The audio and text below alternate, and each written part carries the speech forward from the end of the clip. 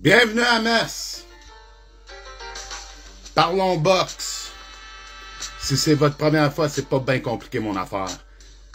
Les dimanches, c'est pour les résultats. Les lundis, c'est pour l'horreur. Si vous avez des questions, des commentaires, je n'ai pas. Je vais essayer de vous répondre. Si vous avez besoin d'un lien pour un combat, envoyez-moi un message en privé et, ultimement, partagez. Mettez-moi de quoi dans vos histoires. Faites le repost. Dites-le au facteur.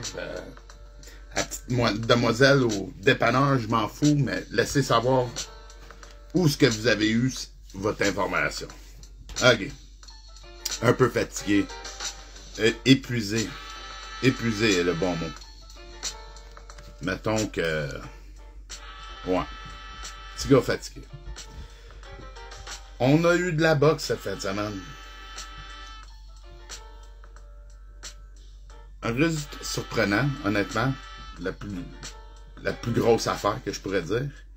Mais il n'y avait pas énormément de choses à parler. La semaine passée, l'épisode il a passé pas mal vite. Fait que on va passer à travers ça un peu aussi vite, mettons.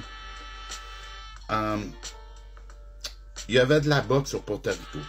Jeudi soir. Il va falloir que je recule.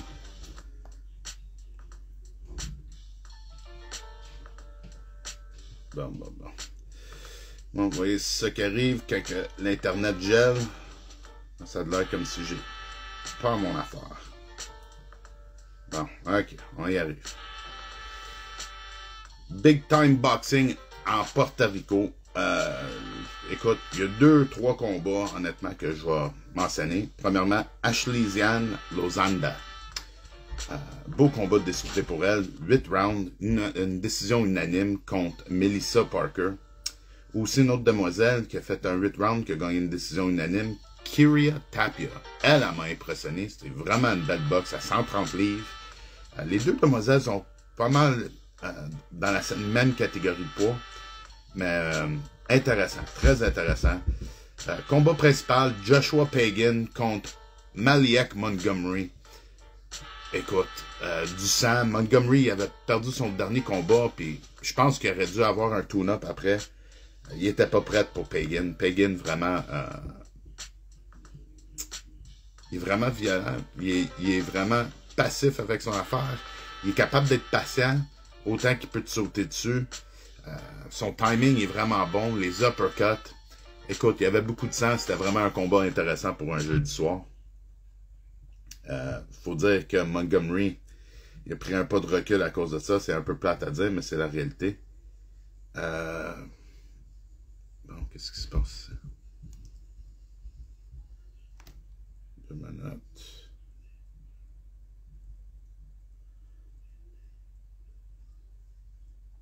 Bon. On est en novembre pour quelconque raison. Là, l'Internet marche plus, c'est pour ça. Il n'y a plus de musique. Bon, au moins je vous ai pas perdu. OK.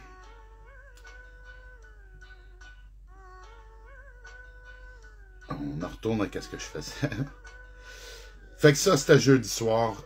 C'était pas la plus grosse des affaires, mais quand même, c'était le fun pour un jeudi. Puis il faut dire qu'il n'y avait pas un gros événement dans la fin de semaine. Fait que ça faisait un beau petit break. Mais... attends une seconde. Bon, c'est ça.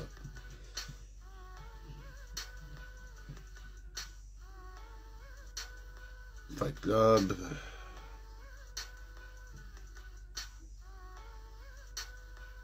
Écoute, il y en a de la boxe. Hein. Il y en a eu. C'est pas une question qu'il n'y a pas eu de boxe. C'est juste une question d'essayer de piger de quoi parler de. Regarde, la réalité, c'est que... Il est où, là, mon petit français de France?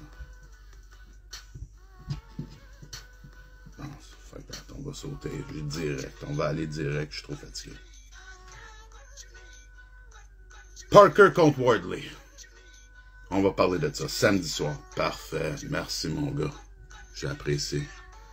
Tu sais, des fois, je suis pas sûr à qui pas donner de l'attention. Puis là, merci.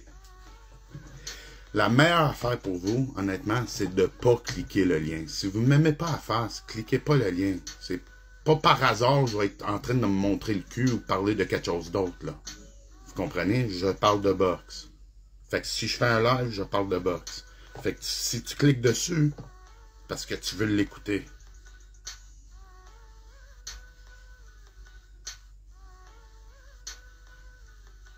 OK. Fait que anyway, on va continuer là-dessus. Que je pète une pédale. La Sucarte, honnêtement, c'était pas la grosse affaire. Des décisions. Il y a eu un arrêt à cause du coin. Ezra Taylor, un beau combat pour lui. Titre WBA, Gold, à 175 livres. Combat principal, Fabio Wardley, Joseph Parker. Parker qui avait déjà des défaites, mais que on sentait vraiment qu'il était rendu peut-être le numéro 2 à Usyk. Les deux en étant amis et en étant partner, coéquipier d'entraînement.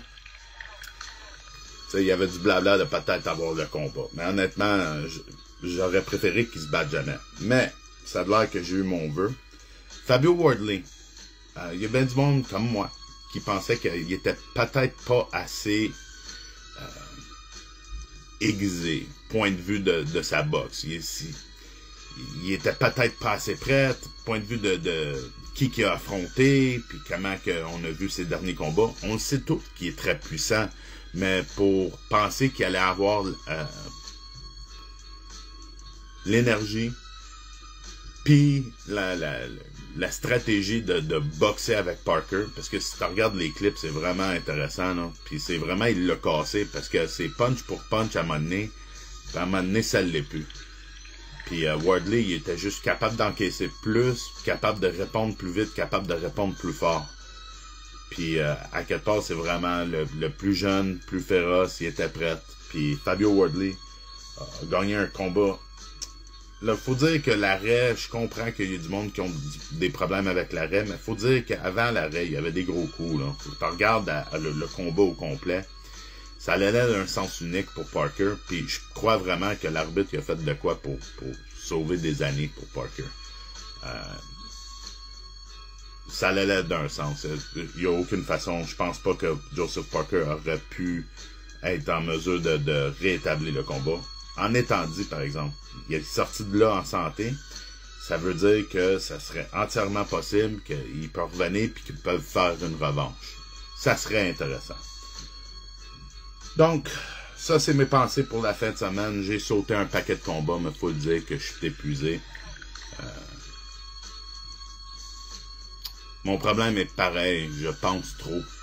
Donc, c'est ça, je vais vous laisser avec la même chose que je vous laisse d'habitude. La vie est courte, soyez gentils avec vous-même et les autres. À bientôt.